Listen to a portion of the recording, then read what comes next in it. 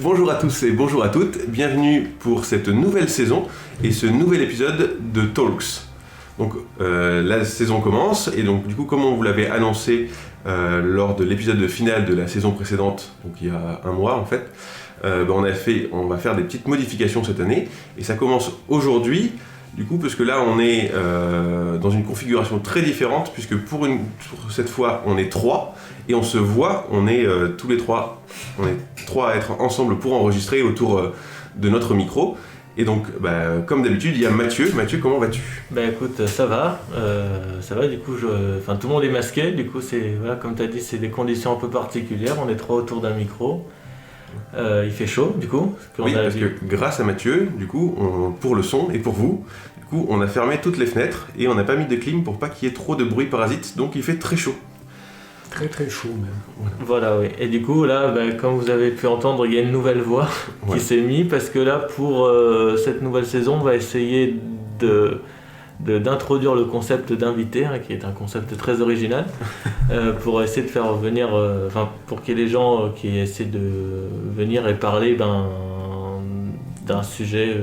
De thématiques avec nous, pour apporter aussi leur vision, pas forcément une vision qui soit orientée que cinéma ou que jeux vidéo, mais parler d'un sujet qu'ils connaissent ou qu'ils ont envie de parler. Voilà. Parler qu'ils apportent leur angle en fait, tout simplement, en plus d'une autre, voilà. Et donc, pour faire ça, comme on vous l'a dit la dernière fois, et le thème d'aujourd'hui c'est le western, et du coup pour le western, on a essayé de trouver un invité qui pouvait connaître bien le western, ou en tout cas une partie des westerns, parce que c'est vraiment vaste, et on va essayer de parler un peu de toutes les itérations du western qui peuvent exister. Et du coup, on a invité notre papa, qui est là à côté de nous. Comment vas-tu ? Ça va très bien. Bonjour, je suis ravi de faire cette émission avec vous. Du coup, on va commencer par parler du western.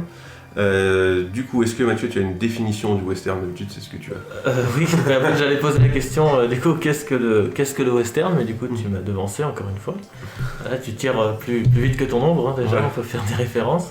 Alors du coup, le western, c'est un genre qui vient des États-Unis. En fait, ça relate plus ou moins... ça dépeint la culture américaine avant le 19e siècle, plus ou moins. Il y avait un gars qui avait dit, je sais plus, c'est le kabuki des États-Unis. Donc en gros, voilà. Alors, mais le kabuki, du coup, c'est le théâtre, une sorte de théâtre traditionnel japonais qui dépeint toutes les cultures et les habitudes et les mœurs du Japon. Là, c'est pareil avec le Far West, c'est exactement ça, mais aux États-Unis, c'est-à-dire que quand on regarde ou quand on joue à un jeu en rapport avec le western, en fait, tout de suite, on sent l'Amérique, quoi. Voilà, tout à fait. Et puis les cow-boys, c'était un mode de vie aussi. Oui, voilà, oui, c'est ça. Avec t'as tué ma vache, tu vas mourir. C'est ça. Donc du coup, la définition du western, mais l'idée là aussi, c'est de voir du coup, pour toi, du coup, papa, qu'est-ce que c'est ta définition du western et qu'est-ce que c'est pour toi le western parce qu'on va voir qu'il y a le western a énormément évolué entre le début pour la partie cinéma, en tout cas entre le début du cinéma et maintenant, sur la manière de les réaliser, sur les thématiques, voilà. Mais qu'est-ce que c'est pour toi le western de manière générale ? Comment est-ce que tu définirais ça ? J'ai pas trop de mots. Moi, le western, en un mot, c'est un acteur, c'est John Wayne. Bon, c'est pas original. Mais voilà, j'ai vu ça tout petit, j'ai grandi un peu avec ce genre de film. Après, ce qui me plaît dans le western, c'est les grands espaces, c'est les poursuites, c'est le mode de vie que peuvent avoir les cow-boys avant. Et du coup, est-ce qu'il y a une particularité sur les westerns de John Wayne par rapport à d'autres westerns qui arrivent plus tard ? Parce que c'est plutôt enfin, effectivement, il y a, je pense, des grandes étapes et des grandes figures du western. C'est-à-dire que John Wayne a eu la chance de tourner avec John Ford. Donc c'était un genre de... Enfin, pour moi, c'était un western avec les grands espaces et les grandes poursuites. Voilà, c'est ça qui m'a plu. C'est vrai qu'il y a la notion de nature et de sauvage dans les westerns. Il y a même un peu l'esprit animal, comme on voit avec les cow-boys. Il y a ce côté, ils ont un peu des réactions d'animal, un peu d'instinct primaire. Après, ça, c'est un truc des États-Unis. Hein. C'est la façon de traiter l'esprit. Oui, parce que l'instinct animal, ils l'ont encore un peu quand même. Hein. Oui, voilà, mais c'est très influencé. Il y a ce côté vraiment, on dirait qu'ils font presque partie d'un écosystème animal, quoi. Même dans leurs pensées, c'est très primaire. Enfin, c'est un peu dur à expliquer, mais je pense que tous ceux qui ont vu des films de western ou même... Et puis le western aussi, c'est l'Ouest américain, quoi. C'est quand ils ont été... voilà, c'est souvent les caravanes, quand ils ont parti de l'Est pour aller à l'Ouest. Voilà. Oui, c'est ça. Ben, ça, c'est d'ailleurs une des thématiques de Red Dead Redemption. C'est leur histoire. Enfin, c'est une histoire, en fait. Bon, c'est filmé, tout ça. Bon, ils ont mis ça des films, mais quelque part, il y a... c'est la conquête de l'Ouest en fait quoi. Beaucoup. Oui, voilà, beaucoup. Et du coup, Mathieu, parce que là, du coup, tu commençais à parler de Red Dead Redemption, qui est en fait pour moi, du coup, le seul western qui me vient. Ah si, non, il y a Outlaws aussi. Que je connais en termes de western de jeux vidéo. Parce que c'est LucasArts et ça doit être un rapport avec Star Wars. Oui, c'est ça. Parce que c'était LucasArts. Non, mais ils ont des super musiques en plus dans Outlaws. Mais du coup. Comment est-ce que c'est traduit? Là, on a commencé un petit peu à réfléchir, à expliquer ce que c'était que le western. Voilà pour toi, mais après de manière générale, enfin vraiment, le western c'est quand même... on va voir du coup qu'après ça a changé. C'était le début du western, c'était de dire on va montrer les grands espaces, on va montrer l'Amérique, on va montrer du coup la conquête de l'Ouest. Le chemin des pionniers, voilà, des nouveaux Américains. Pas que le bon côté de l'Amérique. Oui, voilà. Non. Alors après, sur les premiers, et notamment ceux de John Wayne, on est très... c'est noir ou blanc, quoi. Il y a les gentils cow-boys et les méchants indiens. Voilà, c'est ça, la base du western, c'est... les avant c'était ça, c'est gentil, le méchant qui défend la veuve et l'orphelin. Voilà. Oui, c'est un truc un peu idéalisé quand même, parce qu'après il y a eu certaines œuvres qui se mettaient plus du côté des Indiens en mode ils sont pas si méchants que ça non plus, ils étaient là avant. Mais du coup on va voir après sur au début. Sur la suite et sur certains, on va parler, je pense, en tout cas enfin, pour le cinéma, on va être obligé en fait de parler de certains grands westerns qui sont des œuvres fondatrices du truc, ou des pivots, en fait c'est là où ça a basculé. Voilà, avec d'autres réalisateurs, mais d'abord vraiment sur comment est-ce que c'est traduit le western dans les jeux vidéo. Est-ce que tu as d'autres exemples par rapport à Red Dead Redemption ou Outlaws ou d'autres en fait? Est-ce qu'il y en a d'autres Comment ils arrivent à traduire un peu ce qu'on vient de dire en fait du coup c'est vrai que Red Dead Redemption ça reste le porte-étalon du coup pour faire un jeu de mots avec du western parce que c'est vraiment un jeu qui traite de la fin on va dire des bandits comme ça qui se baladaient en caravane et qui braquaient des banques et qui vivaient au grand air. C'est vraiment la fin parce qu'il se passe en fin 1890 jusqu'en 1900, parce que dans le Red Dead Redemption 1 ça se passe en 1900 et quelques et on voit l'apparition de la première voiture. Donc il y a la fin de l'ère sauvage et le début de l'industrialisation, c'est-à-dire avec les trains, avec les entreprises qui construisent à gogo.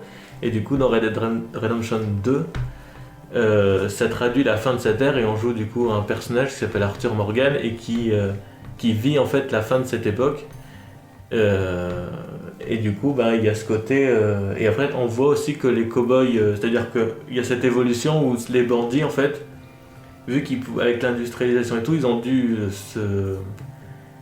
muter en fait, s'adapter. Voilà, et du coup ils ont construit des ranchs en fait et après ils ont commencé l'élevage.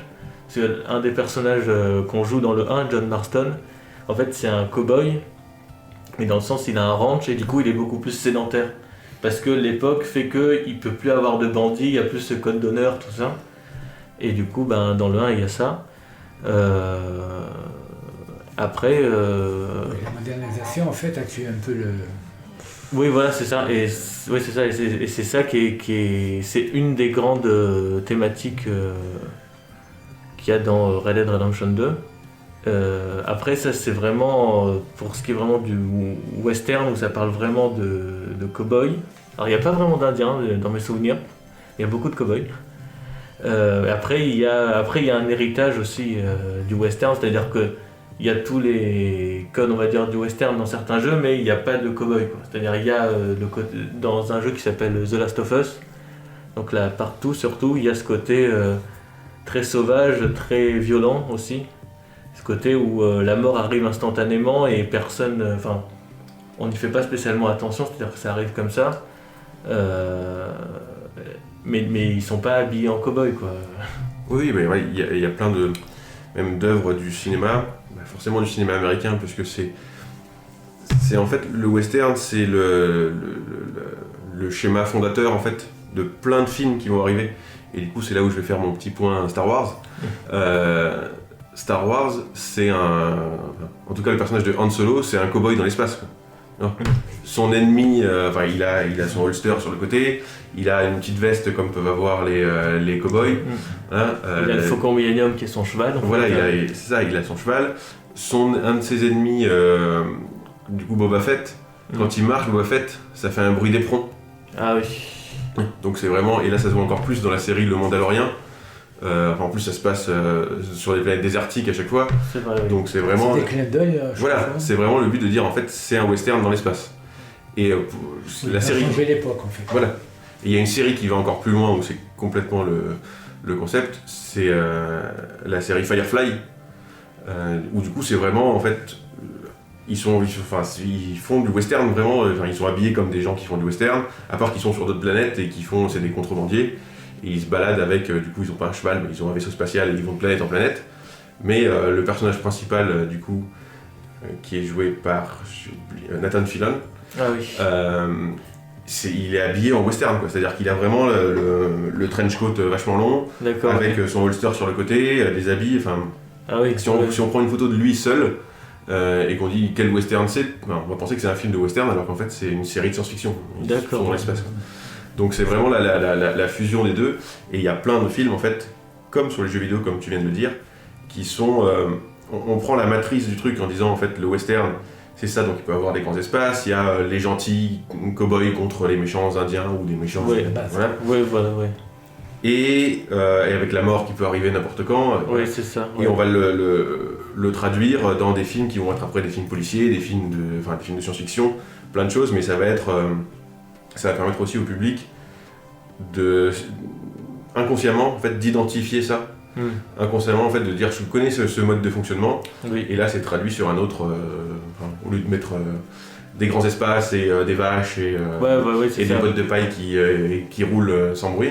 On est dans une ville, on est... Même après il y a aussi ce côté braquage de banque aussi, par rapport à la rue vers l'or, tout ça, et même quand là je vais faire une référence à un film, mais... Tu peux. Je peux, mais dans Dark Knight Rises, je pense, le côté... au début c'est un braquage de banque et il y a ce côté un peu western... Batman ça ferait un peu un... après si on prend, parce que là je pense au prisme du western, mais Batman c'est un peu une sorte de cow-boy... Ah oui, c'est un justicier, dans le sens c'est ça, ouais. Donc c'est vrai que le modèle du justicier c'est un peu calqué sur le modèle un peu du cow-boy, dans le sens où il a sa base tout seul, donc ça pourrait être son ranch, il fait ses trucs, il a un sens personnel de la justice.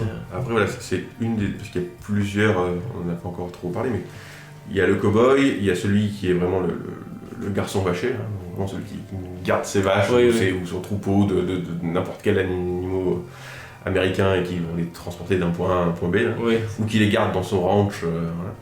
Et après il y a aussi le shérif, où il va traquer les bandits, où il... ou des fois du coup le justicier solitaire qui se balade et qui... il y a plusieurs personnages, quoi. C'est vrai. Donc voilà. Et du coup, alors pour rebondir et pour commencer à parler de films aussi célèbres sur le western, tout à l'heure tu parlais du coup du théâtre, je ne sais plus comment ça s'appelle. Du kabuki. Et je pense que le meilleur exemple, c'est du coup les 7 mercenaires. Ah bah oui. Puisque c'est une adaptation américaine du coup des 7 samouraïs. C'est ça. 7 samouraïs qui est un film du coup japonais qui dure 3 heures en noir et blanc. Ouais, Et malgré cette définition est quand même très très bien, voilà. Mais la traduction, du coup, c'est Les 7 mercenaires, donc qui est beaucoup plus connu, et du coup, enfin, beaucoup plus digeste à regarder, ça dure moins longtemps, et c'est en couleur. Et, oui, puis pour les occidentaux c'est mieux du coup, parce que ça, Voilà, c'est plus... mais c'est l'histoire de base reste la même. Mais c'est vrai que le parallèle en fait, plus le parallèle, je pense, du Far West et du western, en fait, je pense que c'est l'époque Edo, en fait, hein, je pense au Japon, c'est-à-dire le côté où c'est le côté où il n'y avait pas encore d'armes à feu, ils avaient tous des sabres, ils mangeaient dans des bols en bois, et c'est ce côté où on voit aussi dans les 7 samouraïs, en fait, ce côté-là, où ils vivent dans des huttes en paille, et je pense que c'est plus le parallèle, le parallèle dans le sens où ça dépeint vraiment toutes les traditions qui font de la culture d'un pays, quoi. L'époque Edo, c'est la culture du Japon, et le Far West, le western, du coup, c'est le paysage culturel américain. Ça fait du bruit, bravo. Pardon. Et oui, du coup, on a des nouvelles conditions, comme on est là tous les trois face à face, on n'a pas les mêmes conditions de d'habitude. On espère que ça fera un son sympa, mais il sera différent de d'habitude. Ouais. J'essaie de ne pas faire de bruit parce qu'on est sur le canapé qui grince un peu quand on bouge. Donc du coup, pour revenir quand même au western, et avant de basculer sur l'évolution des différents westerns, donc on a dit là les westerns c'était les grands espaces, etc. Qu'est-ce qu'il y a d'autre du coup toi qui te plaît, papa alors, et du coup déjà sur John Wayne, pourquoi, qu'est-ce qui fait que John Wayne est pour toi, hein, et quand on s'intéresse un peu au western, c'est incontournable, quoi. Quand on s'intéresse au western, pour moi, c'est l'acteur. Je pense qu'il y en a deux. Il y en a d'autres. Il y en a deux en fait, qui me viennent. Du coup, il y a John Wayne, forcément, et après c'est Clint Eastwood. Mais du coup, c'est la relève en fait. Voilà. Avec un changement, mais du coup, là, on va parler de John Wayne. Aussi le western, comme on appelle spaghetti, c'est voilà, autre genre. Ouais, c'est l'évolution. Mais du coup, qu'est-ce qui fait que ce western-là et ce personnage de John Wayne, du coup, décrit peut-être aussi ce qui... Parce que je suis pas sûr que tout le monde soit familier des films de John Wayne. Il y en a des très connus, il y en a des beaucoup plus obscurs. Quelles sont, en gros, les valeurs dans lesquelles on se reconnaît quand on regarde un film de John Wayne? Qu'est-ce qui fait qu'on dit j'aime bien regarder ces films-là Parce qu'il y a ce côté... Je ne sais pas si au niveau valeur, mais moi c'était le plaisir de voir jouer l'acteur.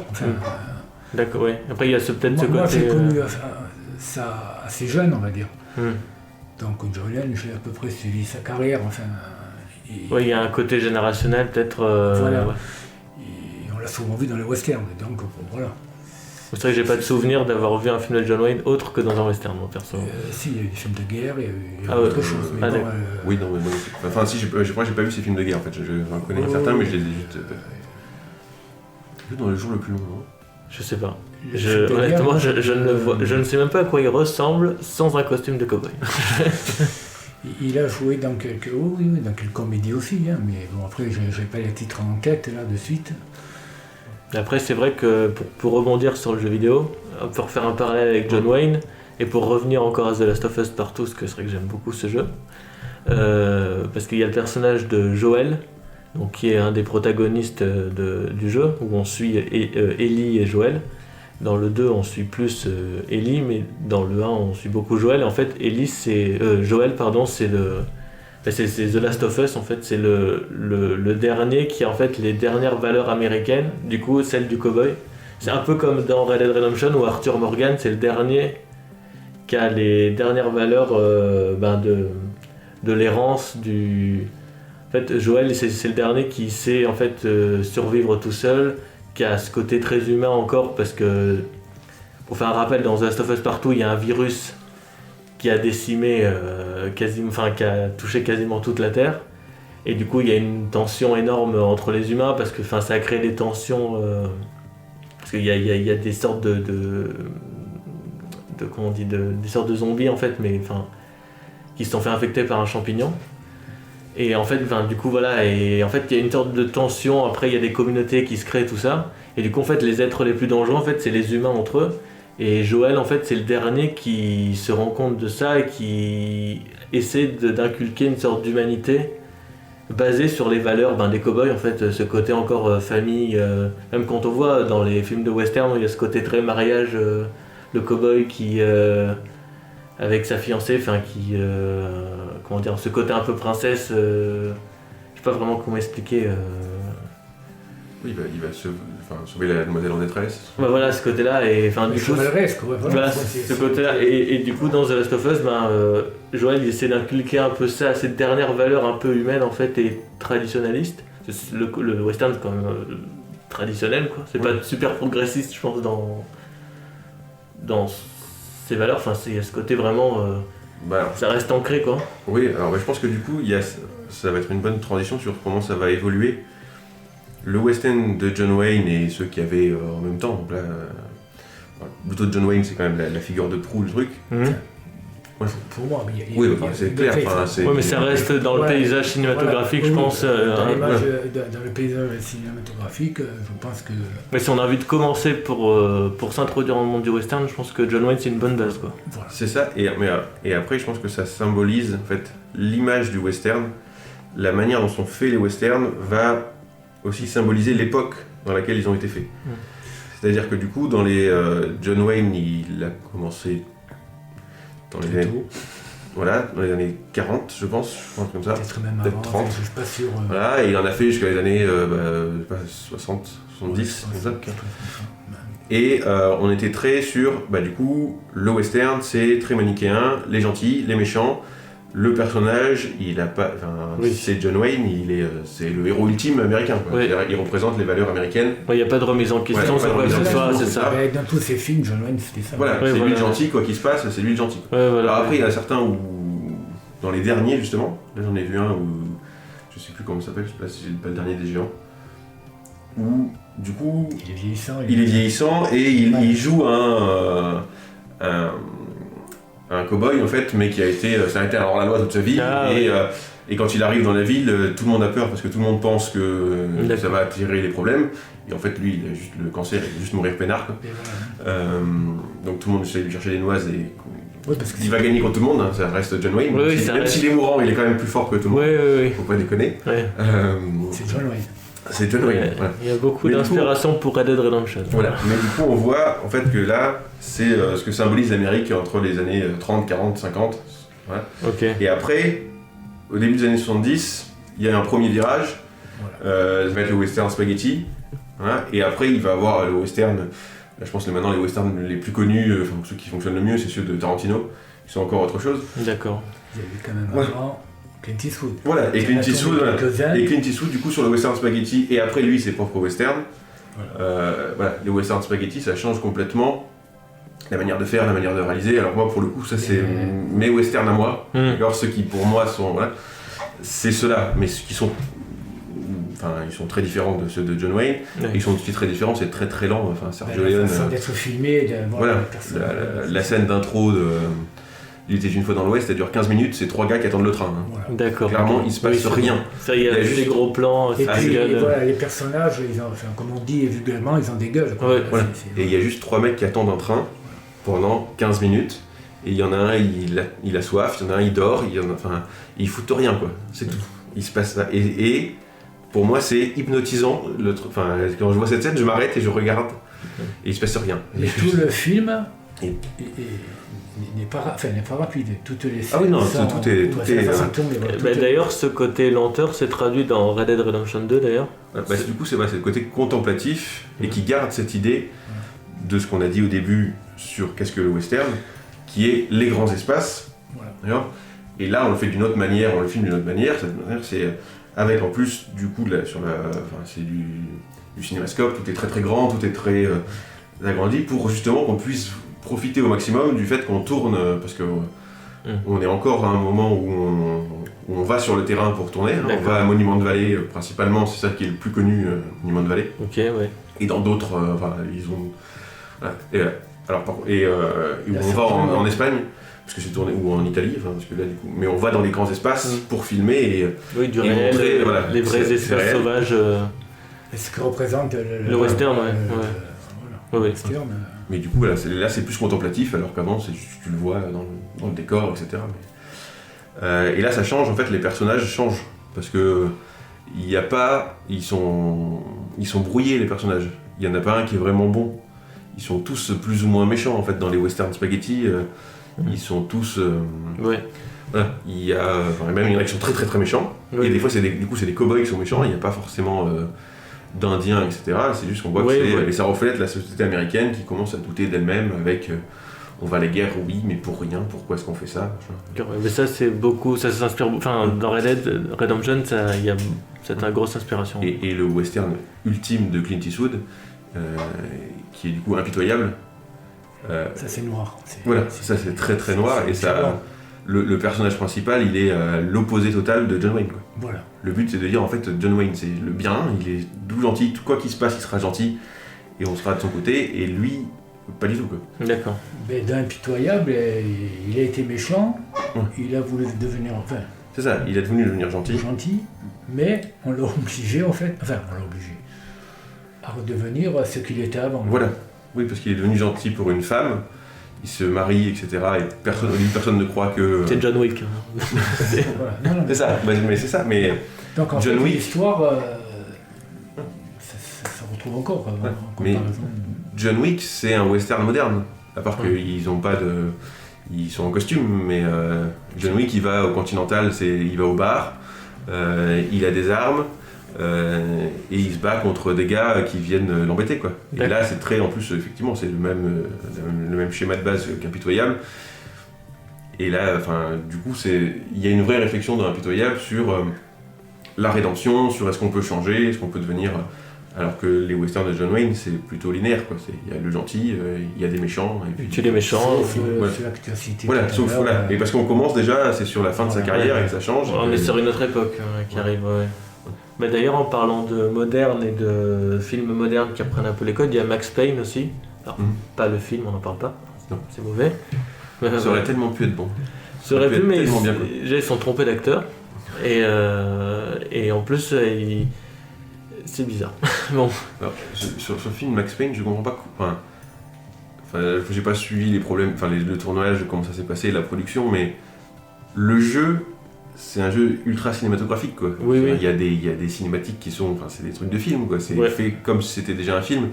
Et grosso modo, vous aviez juste à retranscrire ce qu'il y a dans le jeu avec des vrais acteurs. Vous faites la même lumière, le même truc, les mêmes machins, et puis tout fonctionne bien. voilà, c'est ça. Le bullet time, vous pouvez le faire du coup parce que Mais c'était- il avait déjà été fait il dans avait déjà Matrix. été fait dans Matrix, donc c'est Mais faites-le, quoi. Oui, c'est ça. et non, et faites, mais ben non. Ils ont réussi à foirer le truc alors que c'était absolument génial. Ouais, oui, ils auraient pu faire un truc comme ça a été fait avec Tomb Raider là, que j'ai vu de 2018. Là. Alors, effectivement, l'histoire elle est un peu décevante quand on a joué au jeu, parce que c'est juste une retranscription du jeu, du coup, c'est pas très original, mais en même temps, tu te dis, c'est quand même pour les fans, c'est quand même mieux, donc ils auraient pu faire ça pour Max Payne, mais du coup, dans Max Payne, il y a ce côté, en fait, c'est un policier un peu solitaire. En fait, sa femme et son fils ou sa fille, je sais plus, ils se font tuer. Sa fille, je crois. Ouais, peut-être. Ouais, je m'en rappelle. Ouais, je m'en rappelle. Ça fait longtemps que j'ai plus joué. Mais du coup, après, il y a ce côté justicier solitaire où. Et après, lui, du coup, il tombe dans les ténèbres. C'est-à-dire que dans le 3, il devient totalement alcoolique et accro aux antalgiques. Mais il y a ce côté où il est dans un bar. Il y a des gars qui viennent lui chercher des noises. Et il sort son flingue, il tire une balle comme ça sans prévenir. Il y a encore ce côté très violent qu'on retrouve dans les westerns, tout ça. Et Max Payne, c'est un peu un cowboy moderne, un peu comme John Wick en fait. Ce côté-là. Ouais, voilà. Ce côté-là. Et enfin, du coup, il y a aussi ce côté moderne dans GTA aussi. Une licence très connue, encore de Rockstar, ceux qui ont fait Red Dead, mais c'est clairement un western.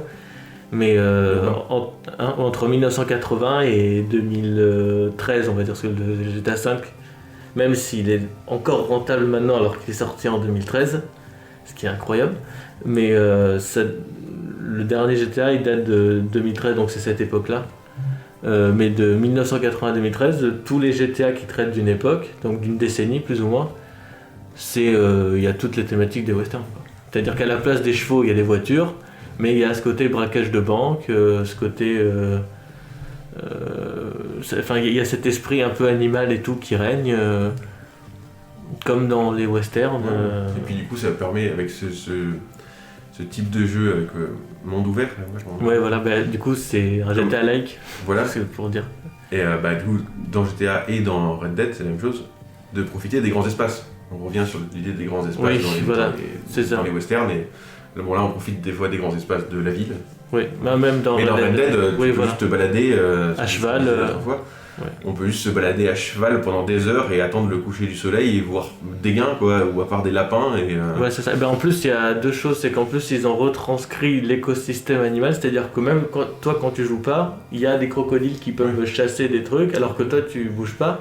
Et il y a un autre truc qui est fait quasiment que dans les gros jeux, donc dans les AAA, donc les jeux où même ça existe dans les films, qui ont des gros budgets, où ils peuvent se permettre de passer du temps dessus.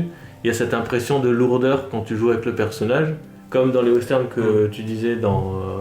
c'est Ennio Morricone. Non, c'est Clint Eastwood, là où ils attendent le train. Pendant un quart d'heure. C'est Sergio Leone. C'est Sergio Leone. C'est celui qui fait la musique. Oui, pardon, c'est ça, je confonds. Du coup, il y a ce côté lourdeur où quand tu es à cheval, tu vois toutes les animations du personnage. Quand tu descends, il y a ce temps où tu descends. Quand tu veux prendre ton arme, tu as vraiment le temps pour prendre ton arme. Donc, il y a un gars qui t'attaque, il y a vraiment ce côté-là. Donc, ça en a rebuté certains et tout. Mais ça, c'est des animations qui coûtent très cher à faire parce qu'il faut beaucoup de temps et tout. Et il n'y a que des gros studios comme Rockstar parce qu'ils ont mis 8 ans à faire le jeu. Donc, c'est très très long. Je veux dire, les plus gros studios, maintenant, ils mettent maximum 2 ans. Donc maintenant ils sont de plus en plus frileux parce qu'il y a eu le Covid et les joueurs ont râlé par rapport à certains jeux comme Cyberpunk. Donc maintenant les studios ils sont beaucoup plus frileux, donc ils se disent bon on va reculer d'un an, au moins on met plus de temps, mais au moins les joueurs seront plus contents. Mais du coup ce côté animation ou très contemplatif où tu peux passer juste 10 minutes à regarder le paysage, il va quand même avoir des choses qui vont se passer parce qu'il y a des événements qui sont indépendants de ta progression à toi et c'est très bien retranscrit dans Red Dead Redemption. Et c'est qu'il y a que vraiment les gros studios qui peuvent se permettre de faire ça de nos jours parce que ça demande beaucoup de temps pour les programmeurs, pour les développeurs, pour les animateurs, tout ça. Voilà. Donc... Ouais, mais l'idée c'est quand même d'arriver à retranscrire le western et ce qu'on disait au début, la vie des Américains à cette époque-là. Voilà, parce que là il y a le western qui est un genre cinématographique, mais au départ, comme tu l'as dit, du coup c'était quand même... on essaye de retranscrire, de romancer pas mal, mais... Oui, c'est idéalisé quand même. Voilà, de retranscrire la vie à ce moment-là de la conquête de l'Ouest. Oui, beaucoup de westerns. Du coup, on n'a quand même pas parlé énormément de Clint Eastwood et de tous les films et de Sergio Leone, avec du coup la trilogie du dollar, avec donc, du coup pour une poignée de dollars, pour quelques dollars de plus, et Le Bon, la Brute et le Truand. Où du coup là c'est avant, du coup c'était bien avant du coup Impitoyable, et c'est l'arrivée de Clint Eastwood avec ce nouveau western, ce nouveau héros quoi. C'est un héros. Voilà, parce qu'il change complètement par rapport à John Wayne. D'accord, mais par rapport à l'époque, je pense par rapport à ce qui se passait, je pense aux États-Unis ou dans le monde, j'imagine, je pense par rapport, je sais pas, un rapport avec la guerre du Vietnam ou le truc comme ça, je sais pas si ça avait un lien ou pas. Sûrement ça a dû impacter. Disons que je pense qu'il se cherchait un héros, quoi, un nouveau. Un nouveau, parce qu'il n'y avait plus John Wayne, mais je sais pas quand est-ce qu'il est arrivé, Clint Eastwood. Et je sais pas. Celui-là c'est les années 70. Alors Clint Eastwood a dû arriver avant, parce qu'il avait fait d'autres trucs avant, il avait fait la série Rawhide. La première chose qu'il fait, du coup, mais il ressemble plus à un héros type John Wayne, je pense. Dans ceux-là où tout va bien, les gens sont toujours propres. D'accord. Dans les premiers westerns, quoi qu'il se passe, les mecs ont chevauché pendant une semaine dans la pampa, là, mais quand ils arrivent... la poussière n'existe pas. La poussière n'existe pas. Alors que dans les westerns spaghetti, ils sont pourris tout le temps, quoi. La poussière, tu la sens à l'image, tu sens que ça fait partie du décor. Du scénario, du décor, quoi. Ils sont toujours poussiéreux, quand ils se secouent les chapeaux et tout ça, c'est... Et après, il y a alors, est-ce que je me rappelle d'une série, alors c'est par celui qui joue Bill dans Kill Bill, je ne me rappelle plus comment il s'appelle. Oui, c'est Kung Fu. Voilà. Donc, Enfin, la série c'est Kung Fu. voilà, la Mais, série c'est Kung Fu, et ça c'est un rapport un peu avec ce qu'ils avaient essayé de mixer un peu les cultures Oui. asiatiques, genre le mec c'était un moine, un truc comme ça. Oui, parce qu'en fait, du coup, l'histoire c'est que. Rôle, d'ailleurs, juste pour des rôles qui devaient aller à Bruce Lee, mais Bruce Lee était chinois. Ouais. Donc voilà. Mais ce qui aurait été bien plus logique, puisque le rôle c'est que ce gars, qui est un solitaire, se balade en fait de village en village, Oui. et au lieu de tabasser les gens, enfin de leur tirer dessus, il les tabasse en faisant du kung-fu. Ouais, mais surtout que c'est basé sur une idée originale de Bruce Lee, sauf Voilà. qu'elle a été volée par David Carradine et par je sais plus qui c'est qui produisait ça, mais il y avait ce côté encore, on fait un peu ce qu'on veut, c'est notre idée, on la prend. Ouais. C'était une autre époque, hein, mais. Mais du coup, ça aurait bien plus de sens que plutôt d'avoir David Carradine, alors qu'il joue très bien, hein, Oui, mais l'intérêt c'était d'avoir un acteur asiatique, oui, de Chine ou de Japon, on fout un peu, mais oui. qui soit asiatique et qui soit confronté du coup à ce que ça fait d'être un asiatique dans le monde du western. Quoi. Oui, c'est L'idée ça, c'est voilà. de dire en fait on a pris un asiatique, on l'a foutu Voilà. avec les cow-boys et on voit ce qui se passe. Quoi. Et pas juste, Ou c'est dans pas un, l'Amérique, c'était Ouais, pas con, c'est c'est ça. tout. voilà, ça, et pas juste un chinois qui trafique de l'opium Voilà. C'est ça. comme à l'époque, enfin, de ce que Lucky Luke en dit. Ensuite on a eu une autre évolution.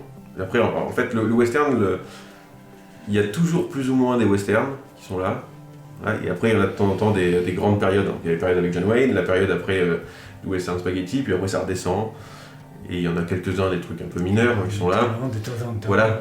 Il y a, l'autre fois on en parlait, c'était Kevin Costner aussi, qui avait fait son western. Danse avec les loups. Voilà, il avait fait Danse avec les loups. Ça, c'est très beau. Ouais. Donc là, c'est un autre, ça, c'est un hommage aux Indiens. Un des rares films où c'est vraiment Ouais, où il un hommage commence. aux Indiens, quoi. Parce que voilà. Parce que c'est là où il commence. Enfin, je sais pas si ça a commencé avec ce film, je pense que ça a commencé avant, mais il y avait ce côté où où les Américains, enfin les pionniers américains remettaient un peu en cause le côté, on a quand même chassé les vrais Américains, c'est-à-dire les Indiens de leur. Il y avait ce côté où, après, je sais plus quel film Je c'était. sais où... pas si à l'époque, qui est dans le film, les pionniers américains, ils cherchaient plutôt la protection de l'armée et tout ça. Non, mais plus ce côté où il y avait quand même ce point de vue indien qui était mis en avant en mode, on existe aussi. Je sais plus si c'est dans Little Big Man ou. En fait, oui, il voulait non. dire, on n'est pas les méchants, on n'est pas que les méchants, quoi. Oui, voilà, c'est ça, Et oui. puis il a fait découvrir, c'est un film, mais le mode de vie des Indiens, leur façon de Oui, voilà, c'est ça. vivre, voilà. Oui, c'est ça. C'est-à-dire qu'il y a aussi une autre culture. Il n'y a pas que celle des cow-boys qui vivent en caravane, qui ont des coltes et qui Voilà. élèvent des vaches, En quoi. fait, ils ont voulu montrer que les gens qui voulaient chasser de chez eux, parce qu'ils étaient chez eux, ils avaient quand même une vie, et ils n'étaient pas aussi sauvages qu'ils voulaient bien laisser paraître, quoi. Voilà. Oui, oui, voilà. Je pense que c'est ça aussi, le film, ce qu'il a voulu démontrer, un hommage un peu... Oui, oui, voilà, c'est ça. voilà. Oui, je pense que du coup, ça rentre, je pense, dans les caisses du western. Enfin, vu que ça rentre dans oui. l'histoire totalement des Après, États-Unis. voilà, Oui, après, oui, c'est en tout cas cette époque-là, et puis après oui, il y a des cow-boys, des indiens. Le western, comme on a dit, en fait, il y a plusieurs manières de le faire, quoi. Il y a déjà en fait l'époque, quand c'est cette époque-là, tu peux dire que c'est un film de western, et après, ça coche les cases, quoi. Mais pas forcément de la manière dont on les coche d'habitude, avec il y a un héros qui va battre des méchants, quoi. Voilà. Mais il se passe plus de choses. Oui, il y a Et plus après- de nuances sur qui sont vraiment les gentils et les méchants. Ouais. Et il en a fait un autre, alors je me rappelle plus très bien de ce qui se passe, mais un peu plus tard, du coup, dans sa carrière, il a fait Open Range, aussi, Oui. avec Robert Duval. Oui, oui. Voilà. Et là, c'était un vrai hommage aussi, du coup, western plus classique, avec des cow-boys. Cow-boys, des vachers, Voilà. ils mettent leur troupeau, voilà. Oui, oui, c'est... Ah oui, d'accord. Ok. Et après, du coup, sur une nouvelle ère des westerns, alors, on a maintenant l'ère on fait des remakes, on recommence les films, tout ça, machin, et la plupart du temps, ça ne fonctionne pas. Hein. Il y a des choses qui ont fonctionné à l'époque, et parce qu'il y avait des acteurs, etc. Enfin, je pense qu'ils ont fait un remake des 7 mercenaires. Pourtant, ils ont 7 acteurs au top à ce moment-là à Hollywood qui jouent, mais ça fonctionne pas par rapport aux 7 acteurs qu'il y a dans l'original, quoi. Ils essayent, mais ils essaient de rajouter de la modernité qui Qui n'a pas, Voilà. qui n'a pas lieu d'être. Mais ils auraient dû laisser... voilà. Après, c'est comme on l'a vu. Après, c'est souvent un des problèmes des remakes. ils essayent de recopier l'original, au lieu de dire en fait on peut prendre cette histoire-là, parce qu'on n'a pas l'idée pour faire d'autres histoires, mais bon, c'est un peu bête, mais on prend cette histoire-là et on l'a fait d'une autre manière. Mais là non, ils voulaient faire trop de... Un peu à l'image des 7 samouraïs et des 7 mercenaires, en fait, c'est l'idée originale des 7 samouraïs, mais ils l'ont adapté. C'est ça. Donc ils auraient... c'est pas le même... Oui, là c'est vrai que là... C'est pas le même monde, enfin... Oui, c'est vrai. Voilà. Oui, là c'était plus compliqué de faire... Amérique, ouais. Japon... Oui, là c'était plus compliqué de faire... Ils défendent la veuve et l'orphelin, ils défendent des gens qui sont... Voilà. Mais c'est façon américaine, quoi. Oui, c'est vrai que là c'était plus compliqué de refaire un remake d'une histoire déjà adaptée pour les États-Unis et en refaire une par rapport à l'époque. Au Japon, quoi. Et puis, alors je me rappelle plus... Enfin, j'ai un peu occulté de ma mémoire ce remake mauvais, là. Mais c'est un peu le problème des remakes, c'est que déjà ils essayent pas de refaire... de ce qui était fait avant et de le refaire mieux avec les techniques actuelles. C'est-à-dire que quand on parlait des grands espaces, du coup on sent bien qu'ils sont pas tout le temps dans des grands espaces, quoi. Dans les films de John Wayne, on va rester sur lui, mais quand tu vois le Monument de Vallée, c'est qu'ils sont à Monument de Vallée, quoi. Ils sont ou quand ils sont ils sont dehors, quoi. Là, du coup, tu dis qu'en fait, il y a des gars qui sont allés dehors, ils ont filmé dehors, et les acteurs, ils sont bien tranquilles sur leur studio, et on leur a collé dehors derrière. Ah. Et ça se sent, en fait. C'est quoi que tu fasses, en fait, tu sens que, autant dans un film de science-fiction, tu dis, c'est normal, derrière, ça n'existe pas pour de vrai. Oui. Donc, voilà. Mais là, l'Ouest américain, il existe, donc on veut le voir, en fait. Ou que ça soit, même si c'est tourné en Italie ou en Espagne, on s'en fout, mais on veut voir des grands espaces, des grandes contrées, et faire ça, et ça, du coup, ça... Oui, mais à une certaine époque, il n'y avait pas les effets spéciaux. Oui, mais là, je pense qu'ils devraient refaire quand même en réel, pour un western. Oui, c'est trop compliqué de faire d'avoir des choses qui soient... De refaire comme avant, je pense d'avoir plein de gens, enfin, je pense que c'est compliqué, plus cher que peut-être avec les effets spéciaux. Ah bah oui, surtout, c'est les scènes avec les effets spéciaux, ils arrivent à multiplier... oui, c'est vrai, ils peuvent faire des choses qui pouvaient pas se permettre à l'époque, ou même peut-être coûterait trop cher maintenant à faire. Je pense qu'à l'époque de Ford, ça n'existait pas, ça.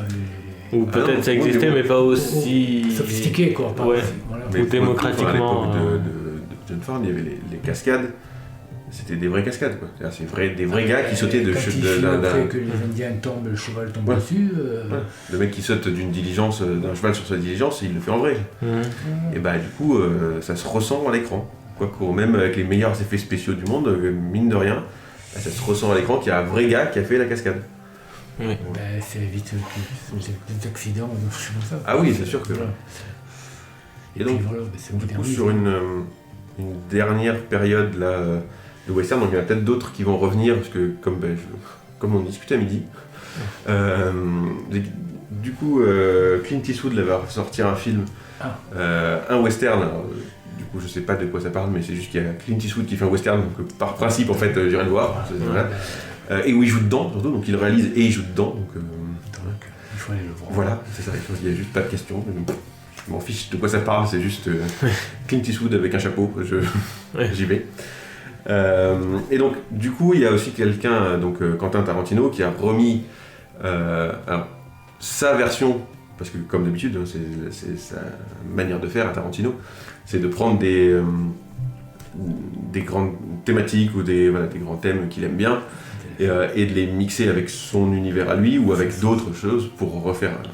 Et donc proposer sa version du western, pour réduire beaucoup, mais c'est des westerns avec des gars qui parlent, quoi. D'accord, oui. La plupart du temps, en fait, c'est juste des gars qui parlent. C'est vrai que Reservoir Dogs, ça fait très... Voilà, là, c'est des gars qui parlent. Très règlement de compte. Voilà. Et là, les deux westerns qu'il a fait, du coup, qui sont... je vais pas réussir à me rappeler. Django, c'est lui. Il y a Django, voilà, Django Unchained. Alors, voilà, c'est des gars qui parlent. Mais il tire beaucoup, quoi. Oui, c'est vrai, oui. Et ça, du coup, ça change par rapport à ce qu'on a dit au début. Parce que là, on est clairement sur l'esclavagisme. Et du coup, du point de vue d'un esclave. Oui. Qui devient un homme libre grâce au docteur, je sais plus quoi, là. Schultz, je sais plus si c'est lui. Je me rappelle pas. Dentiste. Là. Voilà. Ouais, donc là, du coup, on a le point de vue des esclaves. Oui, comme un message, quoi. Voilà, et qui du coup est pas content, forcément. Et l'autre, je vais pas... les 8 salopards. Ah, voilà. Ah, j'ai pas vu. Bah, grosso modo, la plupart du truc, c'est des mecs dans une sorte de saloon qui discutent, hein, D'accord, la oui. majeure, ou dans une diligence qui discutent. D'accord. Il y a beaucoup de gens qui discutent. Alors, des fois, on a. Après, on a des grands espaces et ils renversent la tendance parce que du coup, c'est sous la neige. Donc, du coup, on a des grands espaces de western, mais tout blanc. Ça D'accord. change avec l'image qu'on en a habituellement. Dire, bah, c'est juste de la poussière et du sable et des rochers. C'est vrai qu'il n'y a pas souvent la neige là. Voilà. Et là, du coup, il y a la neige. Et après, la plupart. J'ai réduit le truc, mais en fait, les films sont vachement bien. Hein, mais ça change beaucoup par rapport du coup au western que toi t'aimes bien. Enfin, c'est un monde différent entre John Wayne et. Oui. Et juste dans Red Dead Redemption 2, il y a de la neige. Il y a des grands espaces enneigés au début et puis à la fin aussi. Oui, bah, Enfin, on peut y aller. ouais, C'est des survivants aussi, non? C'est pas trop. C'est DiCaprio. Ah, oui, oui. ce machin là où il se bat contre un ours, non? Oui, c'est ça. Ouais, bah c'est ça, c'est Revenant. The Revenant. Ouais. Voilà. Oui, c'est dans cette époque-là, en fait. C'est clairement dans cette époque. Enfin, peut-être un peu élargi, mais voilà. Oui, ça. l'homme Les contre la trappeurs. nature, mais ça c'est un Ouais. des références. Voilà. Enfin, après, c'est bon, ça c'est plus une thématique américaine en général, mais ça fait. Enfin, à l'époque du western aussi, il y avait ce côté. Bah, du coup, par rapport aux grands espèces sauvages, l'homme était beaucoup plus enclin à se battre. Enfin, il avait des voisins animaux, quoi. C'est-à-dire que.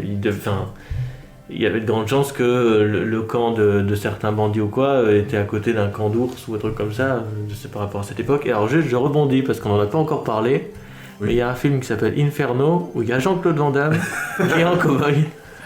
Voilà, c'est ça. Faisons un point Jean-Claude Van Damme dans cette émission. Ça me, voilà, je On fera cherchais un point- depuis tout à l'heure. On fera un point retour vers le futur parce que du coup il y a quand même beaucoup de. Enfin, il y a un épisode quasiment entier qui se passe à l'époque du western. C'est vrai. Mais du coup, effectivement, sur les trois grands acteurs qu'on suit régulièrement, donc Jean-Claude Van Damme, Stallone et Schwarzenegger, est-ce qu'ils ont eu leur version une version d'un western, soit vraiment dans l'époque du western, soit un truc qui s'adapte? Donc je pense qu'il y a Inferno, mais qui est Inferno, clairement bah, pas le meilleur Jean-Claude Van Non, Damme. alors je l'ai pas vu en fait, j'ai juste vu qu'il passait sur Netflix et je vois l'image, il a un chapeau de cow-boy et il rentre dans une petite dans une sorte de petit magasin et il y a ce côté où ils se regardent tous sans Oui, dire un mais mot. je pense que c'est à l'époque contemporaine et c'est juste qu'il est dans un bled paumé Oui, aux oui, États-Unis à ce moment-là et qu'il y a des gars qui ont des chapeaux, quoi. Oui, Voilà. oui. Mais bon, après, enfin, on voit sur l'évolution aussi, je pense, des différents États. Il y a des États comme le Texas, où ils restent très proches du coup de cette version idéalisée de l'Amérique avec les blancs, les autres c'est les méchants. Et voilà. Oui, c'est ça, oui. Bah, après, avec Stallone, il y a Copland, un peu. Oui, bah, c'est l'idée du truc, c'est ce qu'on disait à un moment, c'est qu'en fait le western il a infusé Voilà, c'est ça, oui. tous les genres et tout le cinéma américain. Et donc du coup Copland, enfin, c'est un thriller, enfin, c'est une histoire policière. Quoi. Oui, On bien essaye de sûr. savoir ce qui se passe et il joue un policier qui est Oui. du coup un des rôles les plus différents de Stallone, Oui. parce qu'il joue pas un mec qui est super musclé et qui tape des autres gens. Oui. Mais c'est clairement en fait, la matrice du truc, c'est une matrice de western. Quoi. C'est ça, oui, c'est ça. Ouais. Tu sens que les policiers, c'est une sorte de communauté là qui gère toute la ville. Mais Parce qu'en plus ils sont à l'extérieur de New York. c'est ça, ouais. Et ils ont effectivement leur sorte de petite bourgade là. Copland, quoi, du coup. Voilà, Copland, et c'est parce que c'est la ville des shérifs, C'est ça, ouais, voilà. Voilà, et donc du coup il y a un shérif, hein, déjà dès que tu parles, le shérif, même si eux, ce grade existe encore dans aux Oui, États-Unis, dans leur ville, mais shérif, oui, ça fait. immédiatement ça fait cowboy quoi. Enfin, C'est ça, ça fait. Oui, c'est ça, ça fait. Tu sens qu'il y a des hors-la-loi, mais. Enfin, voilà. Mais tu sens qu'ils gèrent vraiment la ville par le prisme de la loi idéalisée, des trucs comme ça. Et après, alors, c'est un film que j'ai vu récemment, mais il y a Le Dernier Rempart avec Arnold Schwarzenegger, où du coup, il joue un shérif. Oui. Et il y a ce côté où là, il doit défendre sa ville. Alors là, du coup, c'est plus le côté gentil du shérif, dans le sens où il y a une sorte Il y a un trafiquant qui arrive. Ouais, en un voiture, ennemi public, enfin là, qui est l'ennemi pas public numéro 1, mais qui est voilà, et du coup, il doit passer par la ville de Schwarzenegger pour rejoindre la frontière mexicaine. Et du coup, c'est la mauvaise ville parce que c'est la ville de Schwarzenegger. Ouais. Et du coup, il y a une résistance qui s'opère autour de ça. Mais clairement, ça pourrait être le même scénario, et je me demande même si c'est pas un remake d'un truc, il faudrait vérifier. Il y a des Mais un chances, film de John Wayne quoi. Ça pourrait être, il y a un bandit qui arrive dans la ville où John Wayne est le shérif. Et il a déjà tourné, mais j'ai plus les titres en tête, mais... Voilà. Oui, il y a de grandes chances. Ça, hein, oui, oui. oui. Ouais, c'est du coup, voilà, ce qu'on dit, c'est que effectivement, ça a infusé le truc et alors que là, c'est l'époque contemporaine et c'est Schwarzenegger et qu'on est content qu'il tape des gens, surtout que c'était son retour, c'est son film de retour après son époque de gouverneur où là, où il a fait que des apparitions rapides dans des films pour dire coucou, je suis là. Ouais. Mais là, oui, il refait un truc et puis du coup, il joue le western. Oui, c'est ça, oui. Et alors, et un autre film, il y a, encore avec, il y a, là par contre, c'est avec Dwayne Johnson, Oui. qui est Tolérance Zéro, Oui. où il joue, je crois que c'est un militaire qui revient de son service, et en fait, il veut devenir shérif pour gérer sa ville, parce que c'est la ville de son enfance, tout ça. Oui, oui. Et en fait, il veut réouvrir la série, mais il peut pas. Et en fait, il se rend compte que le mec qui gère la ville, en fait, c'est le casino qui gère l'argent de la ville, en truc comme ça, et c'est son ami d'enfance, mais c'est un gars véreux, et du coup, il y a un duel entre les deux. Et du coup, c'est un shérif qui veut faire régner la loi. Et il a une grosse poutre en bois. Et il a une grosse poutre en bois. C'est celui-là où il a une poutre en bois qu'il accroche dans son pick-up là. C'est ça, ouais. Et après il va tabasser des gens avec Et sa il a poutre un en bois. pick-up énorme aussi. C'est toujours sur le thème du shérif, donc on C'est ça. garde quand même Voilà, c'est ça. l'image du western C'est ça. quelque part. Parce que Ouais. le shérif, bon, ça existe dans Oui. le cow-boy, quoi. Et puis, C'est ça. bon, même maintenant, de nos Ouais. jours, en Amérique, il y a toujours le shérif, quoi. Voilà, Ouais, mais ça infuse de là, quoi. C'est Voilà, vraiment un voilà. truc. c'est ça. ok. Et du coup, pour notre point Retour vers le futur, quand même, parce qu'il faut quand même qu'on en parle. Oui, voilà. c'est vrai. Effectivement, Retour vers le futur 3, et alors, dans d'autres, enfin, avant, dans le 2, ils en parlent un peu, mais dans le 3, Oui. ça se passe à l'époque des cowboys, Parce que ça se passe c'est- en 1885, Ouais, c'est ça. C'est l'époque préférée de Doc. voilà. Et du coup, voilà, donc ils font des multiples références du coup au film de cowboy, avec du coup Marty, son nom il s'appelle Clint Eastwood. Oui, parce c'est qu'ils ça, n'ont pas donné oui. son nom, voilà. Oui. La scène d'arrivée à Hill Valley, qui du coup depuis est toujours la même, enfin il y a 2 fois c'est la même scène dans le premier et dans le 2, où ils arrivent sur la place de Hill Valley. Et on voit la place, et puis il y a Mr. Sandman, Ouais. et puis il y a la version 85, il y a la version 55, et on voit, enfin ils font un panoramique, on voit toutes les petites échoppes, etc. Oui. Là, effectivement, rien n'existe, puisque la tour de l'hôtel de ville est en pleine création, ils sont en train de mettre, on voit qu'ils sont en train de mettre l'horloge. Oui, c'est Et ça. le Ouais. premier plan, on le voit quand il arrive à la gare, un truc comme ça, et en fait, la caméra monte, Oui. Ah on oui. voit le toit, et après on voit la construction de la ville, et ça c'est une référence, c'est la même manière de filmer que le début que le train sifflera 3 fois. D'accord. Ouais, donc c'était voulu par le réalisateur, il dit en fait je vais faire cet hommage là, et il y a plein d'autres hommages, en fait on va pas tous les lister, mais...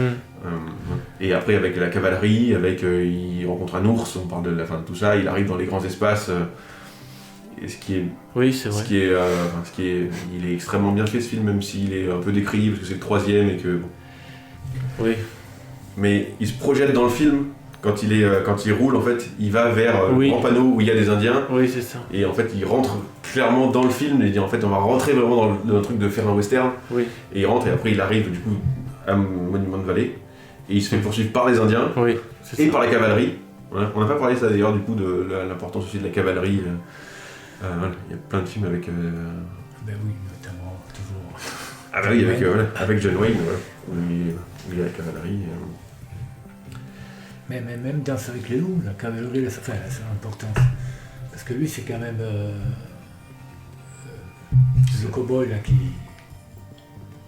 est interprété par, je ne me rappelle plus le nom de l'acteur. Kevin Costner. Ouais. Quand il est seul dans ce fort et tout ça. Oui. C'est un ancien cavalier. Oui, au début, dès le début, en fait, on le voit, il se fait... Il veut se faire muter, voilà, parce qu'il en a marre. Mais c'est quand même un militaire, quoi. Ouais. Et il va quand même vers les Indiens, enfin, alors que d'habitude, les militaires chassent les Indiens, quoi. Voilà. L'image. Oui. Voilà. Alors du coup, est-ce qu'on a fait un tour rapide, parce que je pense qu'on pourrait parler pendant des heures. Est-ce que vous avez un dernier mot de la fin sur le western, sur ce que c'est, sur ce que... Non, Voilà. pas spécialement. Alors peut-être, avant de clôturer et de faire les recos comme on fait d'habitude, est-ce que vous avez un western préféré? Quel est, du coup, tu choisisses parmi les John Wayne, tu ne peux pas dire tous les John Wayne, ça ne marche pas. Je sais pas. Mais lesquels et toi, Mathieu aussi, est-ce que tu as un western parce qu'après, alors après sur les jeux, enfin moi sur les jeux j'en ai joué qu'à 2 alors, mais je préfère. Enfin, Red Dead Redemption est vraiment fabuleux quoi. C'est difficile pour moi. Bon, Rio Bravo, on va dire, mais Mais c'est dur de choisir quand on en aime beaucoup, effectivement. Voilà, c'est $100 pour un shérif. Enfin, Oui, ouais. voilà. Bah, du coup, ils ont fait un remake aussi de $100 pour un shérif. Voilà. Les cow-boys. Les cow-boys, c'est celui avec les enfants. Voilà, où ils meurent. Voilà, un des rares films. Ah voilà, et Oui, celui-là, oui, alors celui-là, c'est un voilà. de ceux que j'ai vus plusieurs fois. Et il est vraiment bien en fait, parce qu'il y a des enfants avec John Wayne et il essaie de le troupeau, quoi. Il recrute pour mener le troupeau parce que les hommes sont partis à la guerre ou à la mine. Voilà, et après il est blessé ou il meurt. Il meurt. Voilà, il meurt et les enfants décident de le venger. Voilà. Ouais. D'accord. Ouais, c'est un western, les enfants peuvent. Oui, c'est vrai. Ils peuvent pas mourir, mais ils peuvent tuer les gens. C'est un western, mais à cette époque-là, bon, je pense que les enfants et tout, ils étaient aptes à monter à cheval, tout ça. Ah oui, clairement, si on s'imagine la vie. Oui, pour nous, ça fait ridicule de dire c'est un enfant, il a peut-être 10 ans, machin, mais je pense que à cette époque, plutôt réaliste. C'est un des trucs qui est retranscrit dans The Last of Us où Ellie, dès son plus jeune âge, elle est entraînée. Bon, c'est une éducation paramilitaire, mais c'est ce côté aussi où les enfants, parce qu'ils font 1m-20, qu'ils peuvent pas utiliser un Colt. Mais après, moi, non, je sais pas ce que je voulais dire. Pour les films, s'il y a un des films. Non, oui, c'est ça. Enfin, moi, c'est plus un jeu du coup. C'est un jeu qui. Alors, je pense qu'il est plus ou moins connu. Je pense qu'il y a beaucoup de gens qui ont joué, mais je sais pas s'ils s'en souviennent. Mais c'est un jeu qui s'appelle Gun, qui est développé. Alors, de mémoire, je crois que c'est par Neversoft, studio dont on reparlera, je pense, dans le prochain Talks. Je fais un petit teasing. Puisque c'est les gars qui ont fait la saga Tony Hawk. Et du coup, là, ils ont fait un western. En fait, dans le sens où c'est un jeu où tu joues une sorte de cow-boy qui a été. Enfin, qui a un passé, on va dire, trouble. Je vous dis pas vraiment ce que c'est, mais enfin, il y a un rapport avec les cow-boys et les Indiens. Et il y a des personnages vraiment intéressants, et c'est un jeu un peu comme un GTA-like, mais en beaucoup moins grand air. Les zones sont quand même moins grandes, mais c'est un bon jeu d'action-aventure. Donc ça s'appelle Gun et c'est sur PS2, ça doit être Xbox GameCube je pense. Donc voilà, peut-être sur PC même. Voilà. Donc Gun. Je sais pas si toi t'as un... Alors en jeu, non, j'ai dit que c'était pour Red Dead. Et après, j'avais joué à Outlaws aussi, mais Outlaws, il faudrait que effectivement ça doit être Lucasfilm. C'est compliqué d'y jouer maintenant. Je pense maintenant si tu veux y jouer, il faut l'acheter je pense sur Good Old Games. Donc c'est des prix. Voilà. Mais parce que il me semble que déjà de mémoire c'était assez pixelisé à l'époque, donc là ça doit être une horreur à jouer, sauf si l'on remasterisé pour que ça soit. Voilà. Non, c'est plus même pour y jouer parce que c'était sous Windows 98 ou 95, donc si tu veux jouer maintenant, il faut un truc particulier, quoi. Enfin, l'installer comme ça. Et après en termes de film, c'est compliqué, mais je pense que moi peut-être un des premiers en fait que je me rappelle, ça doit être Le Bon, la Brute et le Truand. Qui est du coup un style particulier, parce que tout est très lent, tout ça, etc. Mais Clint Eastwood, Eli Wallach et... je vais me rappeler de l'autre, du troisième. Je ne sais pas, honnêtement... Moi, je peux vous citer un dernier film de John Wayne que j'ai aimé, j'abuse peut-être, c'est L'homme qui tua Liberty Valance. Ah oui, avec... il y a un autre... James Stewart. Voilà. Et oui. Oui, bah du coup, alors, James Stewart, qui a une carrière extraordinaire en fait. Le gars, il avait fait, depuis qu'il est jeune, il fait plein de films et il se renouvelle. Il a une palette. Ouais. Et effectivement, oui, je l'ai pas vu, mais oui, il paraît qu'il est très très bien celui-là. Il y avait aussi un acteur, mais je me rappelle plus, c'est celui qui joue les 12 salopards, qui recrute les... dans les 12 salopards, il y a Yul Brynner, le chauve. Mais celui-là qui les recrute. Là, comme ça, ça me... Les cheveux blancs. Voilà. Je vois sa tête, mais ça me... Lee Marvin. Ah, Lee Marvin, voilà. Ouais. Oui. Liberty Valance.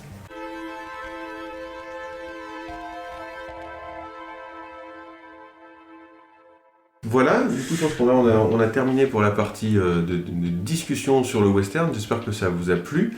Et ben, comme d'habitude, on va faire des recos et je vais laisser commencer papa. Du coup, est-ce que tu as une recommandation sur un truc du coup que tu es en train de regarder, ce que tu nous disais tout à l'heure quand on discutait? Moi, j'aime lire.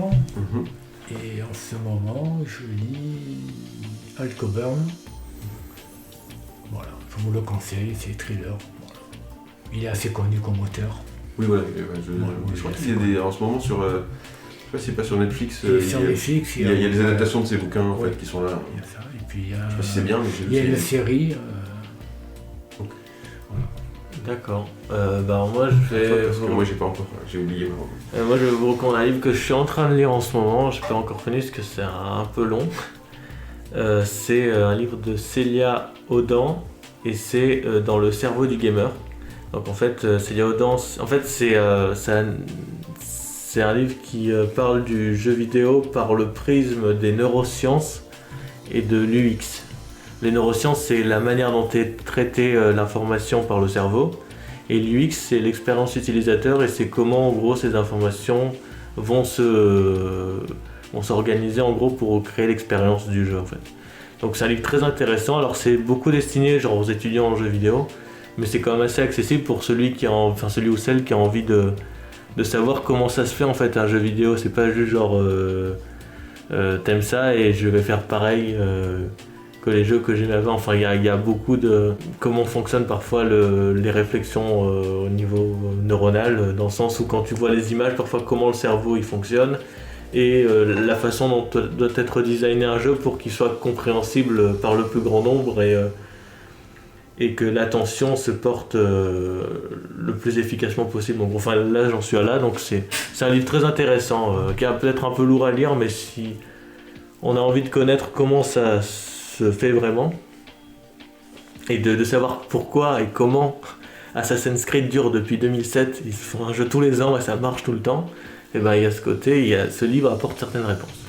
Il parle pas spécialement d'Assassin's Creed, mais tu peux faire le parallèle, on peut faire le parallèle avec certains jeux qu'on aime bien, dans le cerveau du gamer de Célia Audan, voilà, pour ma recommandation de ce mois-ci. Donc Franck, je sais pas si tu as... J'ai retrouvé ma recommandation, mais j'espère que je l'ai pas faite la dernière fois. On va voir. Et du coup, parce que ce mois-ci est sorti... en fait, j'ai fait une recommandation sur Disney+, et si j'ai déjà fait le mois dernier, j'en ferai une autre sur Disney+, donc tout va bien. Ce mois-ci, ils ont ressorti en fait dans une catégorie qu'ils ont appelée Star Wars Vintage, et ils ont ressorti la série d'animation en 2D Star Wars Clone Wars, qui est la première série d'animation qui est sortie par Genndy Tartakovsky. Ah oui. Donc du coup il y a 2 saisons qui se passent entre l'épisode 2 et l'épisode 3. Et du coup avec ce type d'animation particulier, c'est la même animation que les Super Nana Samurai Jack. Et Samurai Jack. Ouais, meilleure série d'animation du monde. Voilà, du coup c'est cet animateur là qui du coup au départ était un projet assez bizarre parce que de voir Star Wars du coup pour une fois en dessin animé, parce qu'ils ont fait des dessins animés du coup, qui sont aussi disponibles sur Disney+ dans les années 70, 80 et 90 et qui sont une vieille animation, et là c'était ce principe d'animation là avec ce design particulier qui est très carré des personnages. Très géométrique. Ouais. Voilà, ils sont très tous géométriques, etc. Ouais. Où il y a peu de dialogue. En tout cas, pour même dans Samurai Jack, Samurai Jack c'est pareil. Voilà, les personnages parlent de temps en temps, il y a de la musique et puis après, il y a ce côté un peu animal et vision, et comme on disait dans les westerns en fait. Et voilà, donc du coup quand c'est sorti, c'était des petites capsules de 1 minute ou 3 minutes, c'était très très rapide. Là il y a juste 2 épisodes qui durent 1 heure chacun, parce que la saison 1 et la saison 2. Voilà. Et en fait on voit la transition de ce qui se passe entre l'épisode 2 et l'épisode 3, parce que le dernier épisode se passe vraiment 2 minutes avant le début de l'épisode 3. C'est-à-dire que le début de l'épisode 3 de Star Wars, on arrive directement dans une bataille spatiale au-dessus de Coruscant parce que l'empereur vient de se faire capturer. Et en fait la fin là c'est Anakin et Obi-Wan rentrent dans leur vaisseau pour aller sauver l'empereur. Et du coup cette série c'est un remaster, là qui est sorti sur Disney+, c'est un remaster de la série originale. Non, ils ont ressorti, ils ont juste remis sur Disney+. Voilà, ils ont mis à disposition parce qu'elle n'était pas encore disponible. D'accord. Pour l'instant, elle n'était pas disponible en streaming. D'accord. Et donc là, voilà. Et en fait, là, ce mois-ci, au mois d'août, ils ont remis d'autres trucs avec les 2 téléfilms des Ewoks, d'autres dessins animés. Un qui est assez intéressant, ils ont en fait, et il est très court, il peut durer 10 minutes, ils ont sorti juste la partie dessin animé du Star Wars Christmas Holiday Special, en fait, qui était une série, qui était une émission de télé. Oui. Ils ont sorti entre l'épisode 4 et l'épisode 5, qui était une horreur infâme. Oui, j'en avais entendu parler, oui. Mais il y a plusieurs parties. Et en fait, on arrive chez la famille de Chewbacca. C'est ça, oui. C'est ça. Et il y avait eu plusieurs parties. Une partie, du coup, pour présenter le personnage de Boba Fett, qui n'existait pas encore à ce moment-là, qui a été introduit dans l'épisode 5, dans Empire Contre-Attaque, et il le présente en fait sous forme de dessin animé à ce moment-là. Donc là, on peut voir ce dessin animé-là aussi. Du coup, ça dure 10 minutes et il y a une interaction entre Boba Fett et Chewbacca. D'accord. Ok. Donc c'est intéressant à voir, mais là vraiment la série Clone Wars, du coup ça vous prend 2 heures. Alors, il faut adhérer à ce style visuel, mais sinon c'est absolument génial.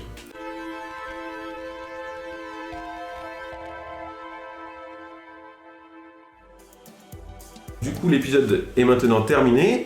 J'espère qu'il vous a plu. Du coup, merci Mathieu, comme d'habitude. Oui, de rien. Voilà, merci du coup papa d'avoir participé à ce premier épisode de la nouvelle saison. Voilà, donc comme on vous l'a dit, on va essayer là du coup d'introduire des invités à chaque fois pour les talks. Autant pour les Give Me 5 minutes, on va plutôt pour l'instant peut-être rester comme ça. On verra s'il y aura peut-être des invités. On verra. Oui. Et du coup, si vous avez aimé, n'hésitez pas à liker, à partager, à en parler avec vos amis.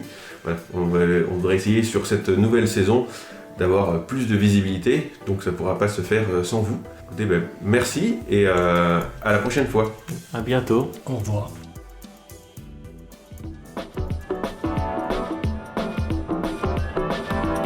Screen memories.